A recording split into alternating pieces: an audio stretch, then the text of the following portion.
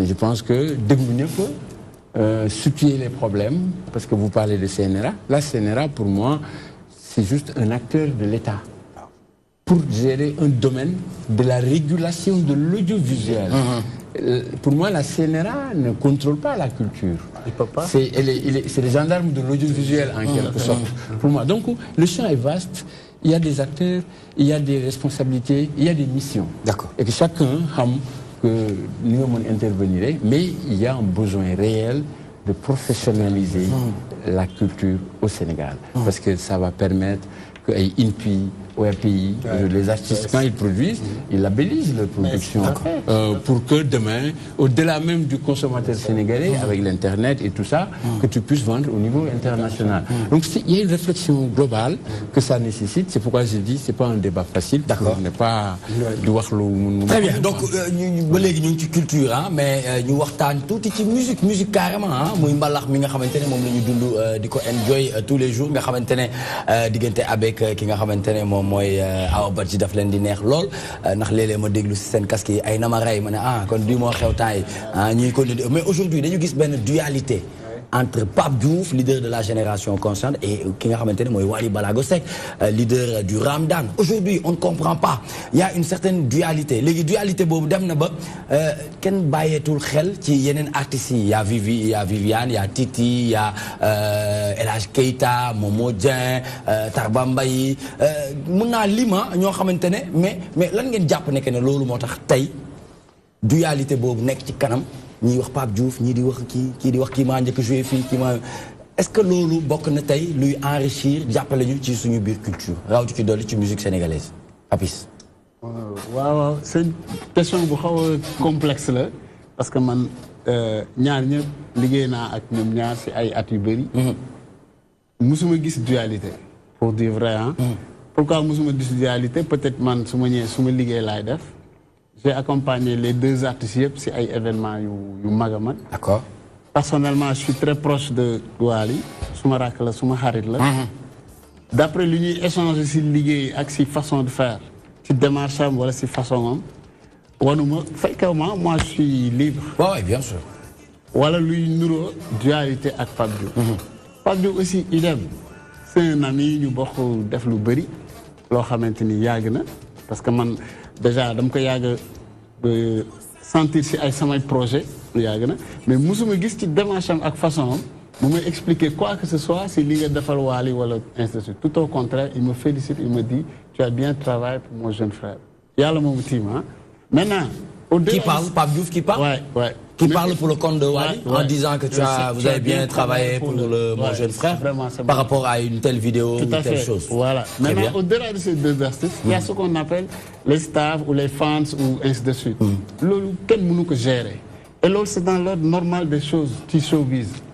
Par exemple, aux États-Unis, il y a une semaine, il y a une jeune fille qui s'appelle Cardi B et Nicki Minaj. Je cherche l'indec parce que Nicki Minaj est temps depuis 8 ans. L'autre c'est une jeune fille. Normal que l'autre fille fait aussi une cérémonie provoque, c'est pour que les gens parlent d'elle. Et c'est tout à fait normal. Musique faut à donner dans l'eau ñaata at fii booy di ko clash. Comme moi aussi dafa clashoon ay magam pour exister. Faut que nit ñi comprendre que ni. Musique mooy loo xamante ni yaa siy mag nit ki ci temps mais mu fekk si la ci âge maasa ak yow wala voire même mu makaar la si. D'accord. Musique rek la am. Foog ñu comprendre que ni aussi munu attends je termine. waaw non damay armé rek dama lay déglu waaw. les ñi nga xam ne ñooy les man problème bi du ci fans yi les fans je peux les comprendre chaque fois si àdduna nit dina ni sama nit bi moo mën kii ne sama nit bi moo mën. Mais c'est au niveau des staff que lay interpellé quoi. Quand tu es avec parce que artiste ñi ko wër ñoo koy influencer ñi ko wër lay doxee ci seen xalaat ak seen façon de mentalité lenn rek laay déplorer il faut qu'on arrête sur des coups de tête ñuy réagir ci ay actes parce que soo nekkee koo xamante ni dañ lay seen di la dégg lépp lu xew teg ko nga jàngaat ko nga diagnostiqué ko. ban cas nga ñu ci mën a soulever ci li ngay wax ni c'est profond hein. C'est profond. Oui mais bëggoon naa nga si jox ma benn cas. Naturel benn cas. Oui ñi wax ay Wally Youssou Ndour quelque chose comme ça man perso j'étais au cœur de Bercy de Wally. li ma ànd ak moom yëpp suñuy liggéey pour dem vers Bercy pour l'exploit. Franchement il me disait tout le temps lépp lu ma mën a def luy ànd ak respect loolu laa bëgg a def.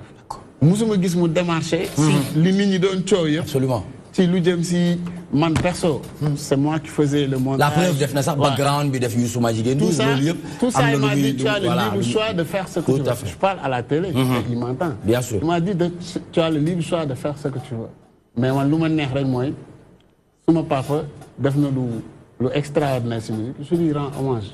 donc tey aujourd'hui pour man baax na trop artistes yi nga xam ne ñoom la ñuy boole si genre truc yooyu que ñoom aussi ñu apaiser un peu le débat waxtaan ak seen fans yi génne ay mots yoo xam ni ça va être. par contre am na si ñoo xam ni auprès des artistes li leen yëkkati du defar li leen yëkkati du defar loolu il faut le dire te loolu mënul ñàkk parce que yow tey Nicolas soo nekkee star Tange nekk star man ma bëgg a siiw su ma ñëwee si Tange il est occupé su ma ñëwee si yow pour bëgg a gel yi xam nga pour bëgg a être que wane que je suis proche de Nicolas je dis des bêtises sur Tange.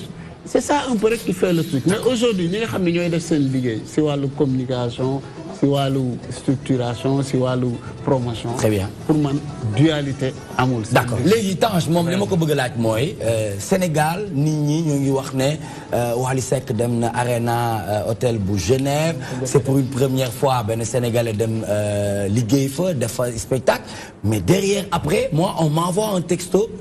Une personne boo xamante ne man dafa wóor ci man. mu yónnee ma texte ne ma attention. du premier Sénégalais bu joué foofu parce que Youssou Ndour joué na fa 2015 2017 ma ne pour ma approfondir su ma àndee ak Tange dina ma ci wax lu gën a leer. tout d'abord damay simi casquette directeur exécutif de l'OMAR. waaw non fu mu toll nii moom en tant que Tange Tandian le journaliste. d'accord Tange Tandian qu'on surnomme l'homme des grands événements. je crois que j'ai travaillé. c'est l'homme des grands événements ah ouais. je crois que non. ça non mais loolu dafa am ah mais on l'a vécu aussi je crois que j'ai travaillé avec. peut-être léegi da nga dellu ginnaaw tuuti rek. non j'ai travaillé avec Youssou Ndour. d'accord jusqu'à Ouzin Keita. par respect nag de Youssou Ndour jusqu'à Ouzin Keita. amul benn événement bu mag bu am à l'international boo xamante ni j'ai pas participé à cette réussite. très bien. commençant par Youssou Ndour Wally Seck Pape Diouf Viviane Titi Coumba Gawlo Seck Assane Ndiaye récemment bi ci mujj mooy Sidi Diop quand on était à Paris au mois de mai. donc xam naa luy événementiel xam naa luy organisation. tout à fait muy en Europe muy aux États-Unis muy au Canada. donc tey lenn laa jàpp. tey su ñu nee Wally Seck c'est le premier Africain qui a joué à Arena de Genève. où est l'information pour moi ça c'est pas l'information damay rejoindre Papis ci lu ma waxoon léegi. il y a pas de dualité entre les artistes. que ce soit avec Pape Diouf ou Wally Seck ou Youssou Ndour il y a jamais eu de dualité entre ces personnes. que ce soit avec Viviane ou Titi il y a jamais eu de dualité avec Coumba Gawlo Seck avec Sidi Diop. parce que ku ci nekk wéet na ak yow. wéet na ak yow. foo xamante ni saf nekku fa manager nekku fa ma dégg lu baax li ngay wax ci sa morom. mais li kii wax la ret musique moo complexe da ngay dem ba toll foo xamante ni sa staff ñu la entouré ñoo lay accaparer parce que yow dootoo am benn vision dootoo gis lu bare. je te donne un exemple Pape Diouf day jouer parfois pare jouer génn peut-être ñu bëri ñu ko wër ils te disent que non mbër toj nga fii def nga lii ma jël sama téléphone ma ne ko Pape mu ne ma ne tu as fait rien de bon. mu ne ma ah bon ma ne ko si ma ne ko tu as joué en live mais seetlu naa ni que way bi dafa gudd. seetlu naa ko way bii da nga ci teel benn nit di ko ci way lu bëri am na koo xamante ni kooku taxu ko mu ñëw foofu di ko rectifier wu muy rectifier wu te daf may déglu. Youssou Ndour joué na Bercy le lendemain Bercy man ak moom ak Birane ak Mamar Dieng ñu nekk ci ascenseur bi ma ne ko ce qui m'a plus marqué dans ton Bercy en 18 minutes 55 secondes tu as chanté 4 chansons avec tempo ambiance et chaleur mu ne ma Birane kii jinne la. ma ne ko man damay xool performance artiste. damay xool lan lay dégager. parce que le public qui est venu là-bas. c'est un mélange. vous avez dit en 18 minutes. 50 secondes. mu joué 4 morceaux a chanté 4 chansons avec ambiance cadence et qui a fait vibrer tout le kon ça veut dire que kon lii nit ñi di wax ne bu nekkee live la dañ ko war a taawi parce que live la. tey ma gis benn artiste buy jouer live benn live boo xamante ni daf koy def 25 ou bien 27 minutes. oui je suis pas d'accord. parce que après saturation da lay soof. tey un Nicolas boo xamante ni toog na 15 ans ñëwul Sénégal. il vient en vacances. aujourd'hui j'ai envie de sortir pour écouter une bonne musique. tu rentres en boîte supposons tu entends Pape Diouf ou Wally tey benn turu nit diw mais fi nga toll dina mais attends mais c'est pas cette personne-là qui a fait que j'ai payé mon ticket. Absolument. ça t'énerve. Tout à fait. il faut qu'on essaie d'enlever. Très bien. Youssou Ndour il est très professionnel. aujourd'hui je peux dire que si le Sénégal est représenté partout à travers le monde ginnaaw yàlla Youssou Ndour et pourtant tey ni mu am ci xarit ak a bëri. Youssou Ndour mosoo gis ci seenam ku yéeg di ko baatare. D'accord Youssou Ndour mosoo ko gis mu téye benn nit di ko way. maintenant ci ñu des ci arena bi. voilà tey arena bi non di nga ñëw tey arena bi je dirais que ñi doon wax loolu. moo naam mooy côté kii ñu mu doon wax staff yi. waaw parce que ñooy indi dualité donc ñoo bëgg a wane ni que Wally Seck moo fa njëkk a joué mooy li ñuy wax nit balaa ngay wax da ngay gëstu ji. parce que xam da ngay gëstu en 2005 tey man miy wax ak yow mën naa la ne lan la moo taxoon mu joué fa ak ñaata place la fa defoon ak tout cela. lan moo taxoon mu joué fa. concert u malaria la woon. sensibilisation contre le paludisme. dañ ko jëloon mu dem joué fa et il a rempli toute la salle. Donc, mu def ñaata ticket en jeu de. Bon, il a fait, donc, Arena de Genève, ça prend environ 9500 places. Au cas échéant. Mais Youssou Ndour avait fait presque 9000 places. Mais l'autre Youssou Ndour de 9000 places, c'est pas Youssou Ndour seulement qui a travaillé dans cet événement. C'est la communication. D'accord. Communication, quand tu fais un événement, le Tony Genève, tu es un artiste sénégalais. On ne te connaît pas là-bas. Vas-y, rapproche-toi des agences de communication qui sont à Genève. Il y a des agences de publicité, il y a des attachés de presse. Tu travailles avec eux. Je vais faire un événement tel. Sur cet événement, moi, je peux te copter 1000 personnes. Qui n'est pas le copter 3000 personnes. La facturation, c'est ça. Tu es d'accord, il y a négocié, il y a signé, il y a fait. Très bien. Qui a fait. D'accord. Ce que je ne suis pas d'accord, que ce soit Pape Diouf, Wally, Assane Ndiaye, Viviane, que tu fasses un événement en Europe et que tu fasses passer des publicités sur Zik FM. À Genève, on n'écoute pas Zik FM. D'accord. La communication des affichages, ça devait se faire à Genève. Très bien. Maintenant, deuxième fois, Youssou Ndour a joué. Non, Youssou Ndour a joué en 2005. Qui t'a dit que Youssou Ndour a joué 2 fois, il t'a pas dit la bonne version. D'accord. Youssou Ndour a joué, c'était en 2005. Très bien. 2005. La deuxième personne. On parle d'organisation. Organisation Bercy. Arena ne connaît pas Wally. Oui. C'est Ismaël Lo qu'ils ont mis en tête d'affiche. Parce que c'est Ismaël Lo qui est un artiste international.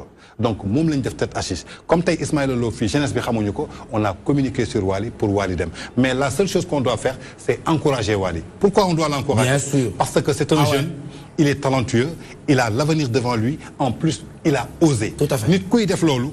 En plus, je vous garantis, la salle n'était pas pleine, mais le spectacle et l'ambiance a été assurés. Il y avait de la chaleur. Et c'est ça qui était important. Et de la lumière. Légui li ci dess nak manam moy ñom après ñu xol. D'accord. Lan mo doon erreur yi. Lan moy quoi gi suñu ñëw pour la prochaine fois. D'après vous, lan nga japp né parce que bokk nga ci organisation Bercy xawma nak bu Arena Genève bi bokk nga ou pas mais lan nga japp né mom mo manqué won ci Arena Genève bi parce que tout simplement ñun en tout cas DTV toi-même tu sais féliciter nañ ko encourager nañ ko parce que soirée bi lundi la am le samedi la am le lundi matin bi ñu ñëwé ñun fi mom lañu am lutuñu sax artiste dañ né li lañuy ubbé pour encourager féliciter encore une fois ki nga xamantene moy Wally Ballago Seck lan nga japp né mom mo manqué parce que ñenn ñi dañuy wax fiasco la ñi né manque d'organisation la en tant que parce que ñun gëmuñu né amna fiasco hein parce que li mu waroon a def na non moi je pense que fi ngay terminer la ñëkke on vous remercie et on vous encourage yeen ñi ñëk yeewu diko encourager ah oui c'est ça qu'on attend de la presse mom lañ def ñun loolu li ñuy xaar ce que nous attendons aujourd'hui pour moi li gëna am importance c'est saluer deux choses. Très bien. Déjà il y a des années derrière ou 15 ans Youssou Ndour avec Virgin ou Bob Marley avec Island ou comment dirais-je Ismaël Lo avec Barclay ñooñu ay peut-être ay tubaab ñoo leen doon yóbbu. ñuy tukki. Ñun aujourd'hui on a des jeunes Sénégalais qui osent prendre des millions d'euros d'investir pour la promotion de notre culture. Machallah. Qui n'est qu'à la base de cet événement fecckat la woon fii. waaw ñëpp di ko seetaan. bokk naa ci ñi ko njëkk a invité fii grand show mu ñëw fii ñu waxtaan. c'est bien organisé am compagnie bien organisé ba am ay partenaires ba mun a jël Wally yóbbu ko à l'étranger. Je pense que man loolu laay jàpp. D'accord. C'est dans la chose que c'est chose importante. te suñu amee des jeunes comme Matar Diop un jeune qui est parti de rien aujourd'hui muy def des spectacles au niveau de Zénith au niveau de Bercy. Moi je pense que c'est ça qui a salué. Le plus important moi il y a des jeunes Sénégalais. man tam des fois ma xoolee leen comme yow fi nga déparé ak fa nga yegg si machallah. je veux dire rek li am solo muy wane ne liggéey bu am solo def nañ ko li am solo Nicolas c'est ça aujourd'hui il y a 20 ans derrière amul Sénégalais buy osé jël sa ay milliards wala sa ay millions di investir pour promotion culture sénégalaise. Aujourd'hui spectacle day am Zénith ou spectacle day am Genève jeune Sénégalais mooy nekk à la base Sénégalais moo koy tëgg. li manqué te des rek mooy. Sénégalais mooy yor communication bi ci mel ni Tange. ban liggéey lañ mën a def ba. du public sénégalais rek moo fay nekk. déedéet. c'est ça pour man loolu lañ mën a def. D'accord. Mais un artiste comme Wally aujourd'hui boo xam ne man dama am fierté si moment tey aujourd'hui comme je te l'ai dit tout au début man ragaluma si chaîne internationale les Nigériens amènent Wizkid, moi je pars avec Wally. Ah, bien je sûr. sais que, pour deux raisons. Hein. Je sais qu'il est artiste. D'accord. Je sais qu'il a beaucoup de travail pour arriver là, parce que sans Khaméni, de Voglio jusqu'à cette dernière année, ce fait qu'il y a une analyse artistique, il évolue dans ce qu'il fait. Une maturité musicale. Ainsi que Pablo. Parce que pour moi, c'est ce que je saluer. Quand tu as un manque d'organisation, tu sais que tu fais que je sais que c'est un jeune très courageux qui, la culture sénégalaise. D'accord. Même moi, si fait qu'il a gagné, très bien. Question fermée là, très rapidement, parce que dañ ciy dellu si waat mu gën a yaatu damay laajte cette dualité bi ñuy wax entre les musiciens da nga jàpp ne animateurs yi dañ ci am part de responsabilité oui ou non Tange. ak dinañ ci dellu si waat. ndax animateurs yi dañ ci am part de responsabilité. ba fi ma toll gisaguma animateur bu ci am part de responsabilité. très bien oui. non man animateur yi feneen laay waxee. feneen waaw d'accord kon loolu dinañ ci wax. mais fii nii mënoo ma ci tontu. non man du ma tontu lu ma xamul. Dualité. Non. Non dama ne man gisuma dualité entre les deux. Très bien, merci beaucoup. On y reviendra tout à l'heure. C'est toujours dans toi-même, tu sais, le rendez-vous incontournable. Nous avons avec Omar Te, qui vient de s'installer un nouveau bureau et